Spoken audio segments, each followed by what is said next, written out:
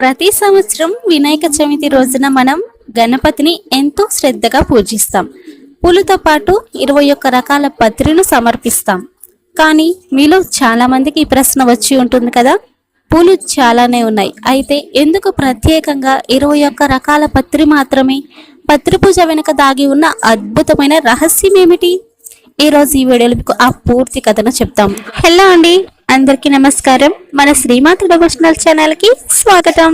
గణపతి విఘ్నేశ్వరుడు అంటే మన జీవితంలో ప్రతి విఘ్నాలను తొలగించేవాడు.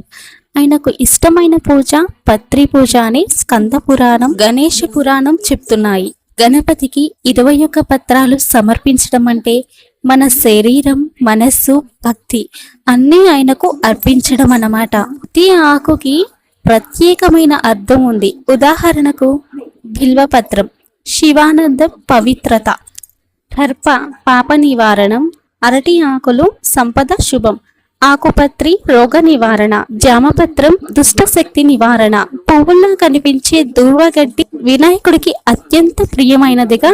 ఇలాగే మొత్తం 21 రకాల పత్రి వినాయకుడికి సమర్పిస్తే మన శరీరంలో ఉన్న దోషాలు తొలగిపోతాయి. మనం శారీరకంగా, మానసికంగా పవిత్రం అవుతాం. ఒకసారి మునులు వినాయకుడిని ఇలా అడిగారు, ప్రభు, మేము ఏ పూలు సమర్పించినా, ఏ పత్రాలు సమర్పించినా కూడా నువ్వు ఆనందిస్తావు, కానీ ప్రత్యేకంగా 21 పత్రాలు ఎందుకు అని.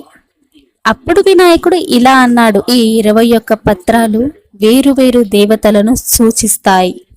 ఆ దేవతలందరినీ పూజించడం గణపతి పూజ ద్వారా జరుగుతుంది అని చెప్పాడు గణపతి. అందుకే గణపతికి పత్రి పూజ చేస్తే అందరు దేవతల ప్రసన్నత మనకు లభిస్తుంది. ఈ కథ మనకు ఒక గొప్ప జీవన సత్యాన్ని చెప్తుంది. మన శరీరం, మనస్సు పవిత్రంగా ఉంచుకోవడం వినాయక పూజ యొక్క అసలు అర్థం. 21 పత్రాలు అంటే కేవలం ఆకు కాదు, మన జీవితంలోని 21 శక్తులను గణపతికి అర్పించడం. అందుకే పత్రి పూజను అతి ప్రత్యేకమైన గణపతి పూజగా భావిస్తారు. వినాయక చవితి రోజున మనం 21 రకాల పత్రి సమర్పించడం వెనుక ఉన్న అర్థం ఇదే.